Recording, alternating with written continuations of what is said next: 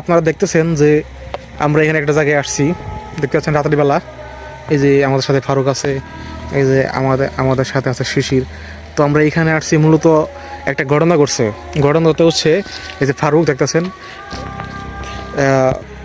এইখানে ওই ফারুক খেতে কাজ করতে আসছিল সন্ধ্যার একটু আগ দিয়ে। তো আসার পরে ও দেখছে যে ওইদিকে কি যেন একটা আগুনের মতো একটা দৌড় দিছে, ওর নাম ধরে ডাকও দিছে।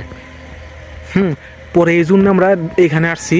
দেখতেছেন এখানে অনেক ঝুপঝার, অনেক দেখতেছেন কীরকম ঝুপঝার, দেখছেন লাইটটা যে ধরি দেখতে পারেন কীরকম ঝুপঝার। তো এইখানে ওর নাম ধরে ডাক পর্যন্ত দিছে। হ্যাঁ, এই জন্য ও ভয় ভয়ে দৌড়ায় তাড়াতাড়ি আসছে। ফারুক তাড়াতাড়ি কী করছিল একটু বল দেখি। আমি ওই আমার ওই জমিতে আমি কোদালটা রেখে আসছিলাম।